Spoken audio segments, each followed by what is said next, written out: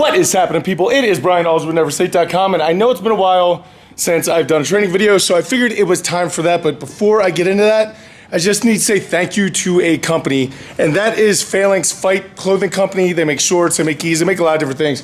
But if you guys have watched my videos for a while, people ask me all the time what shorts I'm wearing, and they're Phalanx shorts, right? But I never really mentioned who they were or anything like that in the off chance that perhaps someone might want to give me a chance and sponsor me with fight shorts or something. Because as you guys might know or might not know, I'm pretty heavily into grappling stuff. So these are who I wear when I do grappling all the time, and they hold up amazingly. I can't say enough good things about the quality. It's what I spend my own personal money on. However, I was lucky enough that they actually reached out and sent me a pair of fight shorts for free. So right now I'm just gonna be throwing up a couple pictures of what these things actually look like. But guys, the reason why I wear fight shorts as opposed to gym shorts is because they just hold up better, right? They're made for getting tugged against, pulled against. When you're doing hard things like strongman or even a lot of the normal gym lists that I do that are just kind of at a more explosive and a higher rate of speed and just moving around, gym shorts tend to either get snagged on things or they end up tearing for me. So I'm just not a fan of regular gym shorts. And I personally do not like really stretchy shorts like basketball shorts. I do not like to lift those in those at all. I like it to kind of hug my quads a little bit. So I've always worn fight shorts because I've always been part of fighting, and I wasn't gonna buy special shorts just for the gym. So translated from that, it's worked out great. I've turned on a bunch of people to the gym about it, like Uncle Nick wears nothing but his fight shorts from the time when he was in the Army. So guys, if you are in the market, really cool company that actually decided to reach out and send me some free stuff. I'm not getting paid for this, not making any money on it, but just really, really cool. I will leave a link in the description down below to their company, but guys, great guys, and it's been really cool to be able to reach out and work with somebody that I actually spend my own money on their stuff. And the Phalanx, thank you very much. Now, in other exciting news, tomorrow starts my very first hyperbaric chamber treatment, which is gonna go on for about 40 days every single day. It's going to be pretty extensive and very, very expensive. However, theoretically, it should help. And I just actually got another one of my tests back recently to show that I have Lyme's disease on top of the cystomyces, on top of the everything else. So, good news is that a lot of the same treatments I'm going through, like the hyperbaric, is the same type of thing that they would do for the Lyme's disease anyway. So we might as well just knock it out all at once. So guys, I am feeling so much better. I can't even explain it to you. Things are just going great. I'm putting mass back on and getting stronger again. Not really that strong yet though. But this particular video has a ton of training from last week, so it's gonna be all over the place. I'm gonna kick into the commentary. But guys, I just thank you so much. I will catch up with you right back here after the training for the video recap.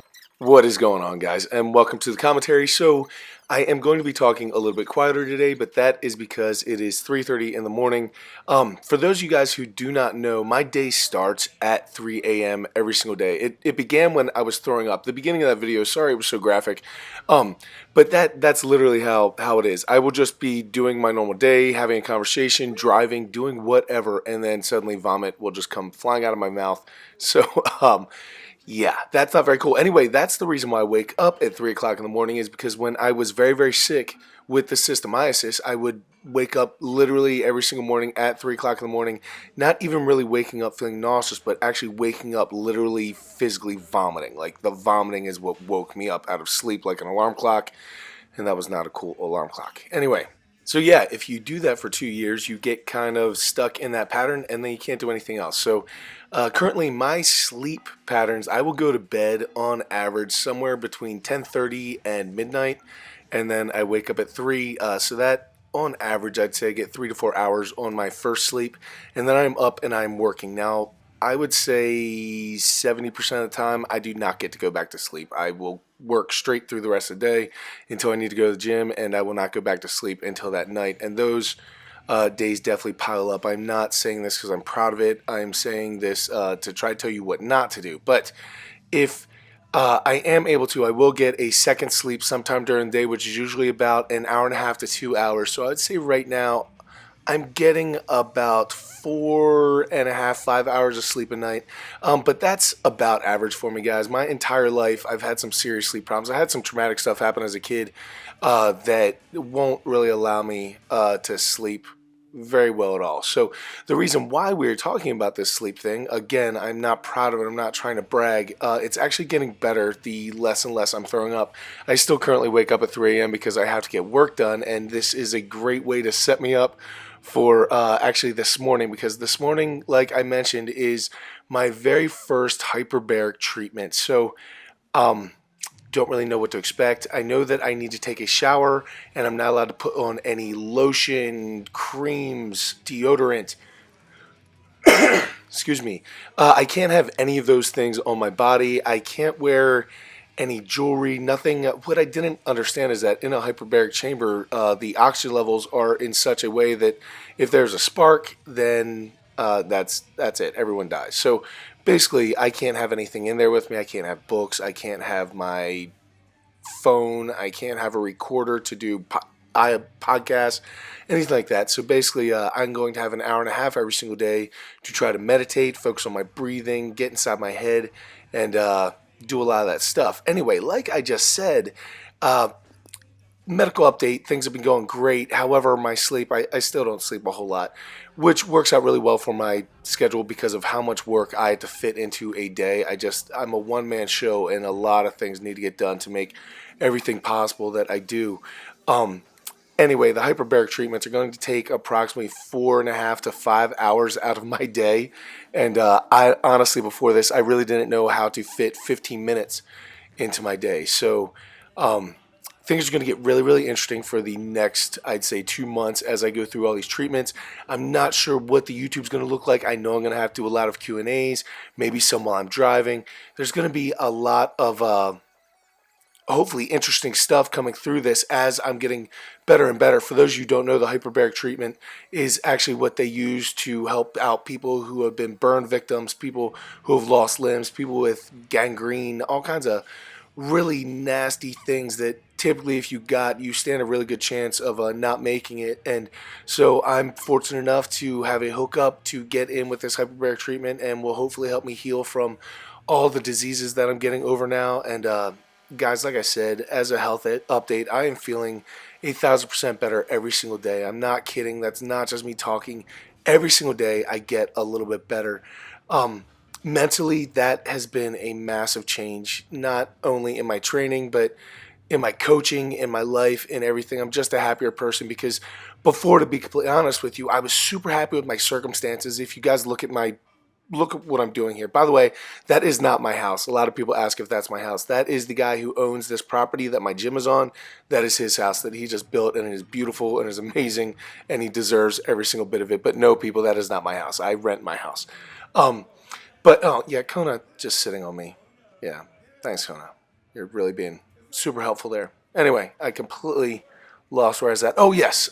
So if you guys look at my life, it is ideal, right? I live a dream. I do things that I never thought I'd be able to do. I get to meet people that I never thought I'd get to meet. I get to do a lot of things that a lot of people would really sacrifice a lot to be able to have the chance to live the life that I live. And I was so super thankful for it. However, when you're throwing up 30 to 50 times a day, all day long, you're miserable, right? Like you don't feel good. You guys have all had the flu. It's like having the flu or like really bad food poisoning for 2 years. So it was a really strange thing inside my head where I was super happy about my life, except I was super miserable because of all of the vomiting. So now that I'm vomiting a little bit less, I'd say now I'm down, I'd say 25% less vomiting now, and that has made such a difference. I'm so happy about it. So even in my training, it's made a massive difference. You guys can see I'm putting mass back on. I'm currently probably 230 to 35 pounds. This drill that I'm doing here with the bamboo bar or whatever, earthquake bar, is I was doing 10 presses, then holding a waiter's walk hold for 20 seconds. Then I was doing 8 presses, holding it for 10 seconds, and then 6 presses and holding for as long as possible. That was so brutally hard. If you guys have the opportunity to give that a try at the end of one of your overhead press days, definitely do that protocol because it will absolutely destroy you. Secondly, if you're looking for something on your lower body day, what I did this day, this was actually a day that my wife and I got to go in the gym alone on a Sunday. We never ever really get to be at the gym alone anymore just because there's always somebody doing something or cleaning, or there's just the gym is a busy place these days, and there was a whole lot of years where it wasn't. So very thankful for that. But we got to fit in a workout on this day, and what I decided to do was, in the span of about 10 or 12 minutes, I tried to go at the top of every minute for 10 minutes, but I just didn't. I didn't make it. It was too stressful, too hard on me, because I was using the searcher squat, and I was making very small jumps, working all the way up to 300 pounds, and then working my way back down in that short amount of time, and it was absolutely brutal. So virtually every single minute, I was making like a 20 to 30, sometimes 40-pound jump, working my way up, and yeah, just hitting triple. It was really, really good. Now, you guys are seeing a lot on this video, at the top of every minute for 10 minutes or at the top of every minute for 12 minutes type of rep scheme that I explained in my last video about programming for the summer with all that amazing alliteration at the beginning. Thank you guys for noting that. But I use this protocol all the time. I know there were some people that said that they didn't believe that I could get all that work done in a minute. You would be shocked at what can be done in a minute. Every single person in my gym, from the youngest member who is very, very young, like we're talking single digits age, to the oldest, who is actually my father at 66 years old, who on his birthday pulled a 485 deadlift PR. Everyone can do that every minute on the minute. So if you guys are thinking you can't, here's a couple tips. Number one, make sure that you are set up under the bar, whatever, when that minute hits. When you're about 10 minutes out, you should be getting back under the bar, whether that's a bench press, a squat, whatever you're doing. When you have 10 seconds left, get back under the bar, get ready to go, so that when it says 3, 2, 1, you are unracking the bar and you are starting to move. Now, you want to be as efficient as possible, but you obviously want to be safe. You want to treat each rep like it's individual, because every single rep is important. You're either ingraining good reps or you're ingraining bad reps. I could talk about this stuff forever, guys, but honestly, like, you just need to move with a purpose, okay? You don't need to think that much. Pick 3 cues, stick them in your head. That's all you're focused on for the next 10 minutes. If that's part of your walkout, then use it as part of your walkout. If that's part of your actual movement, then use it as part of your movement. But guys, getting 3 reps or 4 reps or 2 reps done in 60 seconds is a very doable thing, to the point that I do a lot of other things. I'm doing 3 clean and presses on this in a minute, at top of a minute, at that is probably about 185, 190 pounds. It smoked me, I'm not going to lie, but that's kind of the entire point. Definitely give that protocol a try. Give that entire workout a try like I talked about. You do not need to stick it in a full type of programming protocol. You can just kind of throw it in a day here, a day there. If you're on vacation, if you get messed up at work, whatever the case may be, it's a great way just to burn a bunch of calories, get a good pump, and you could even potentially get stronger if you're using weights correctly. So yeah, this was pretty much the end of my training. What you guys are seeing is just me finishing up those are plyometric push-ups. I absolutely love those. As this thing, I was going 40 seconds work, 20 seconds to rest and rotate, 3 rounds. It was a really, really good day.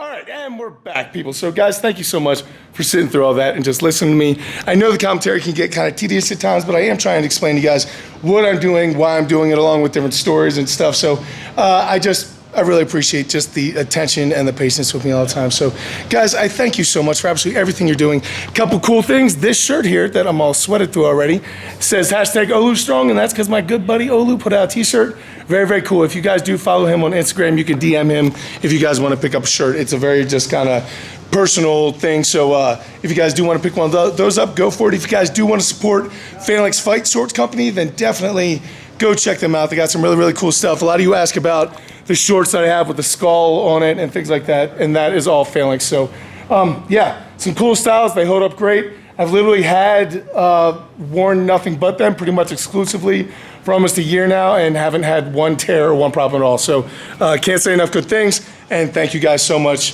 for just this opportunity to get some free shorts and support you guys. So thanks so much to all you viewers, everyone else. I will catch you guys later in the week. Until I do, go out to something amazing with lives. Keep working hard, people. Be nice to each other. I'll see you then.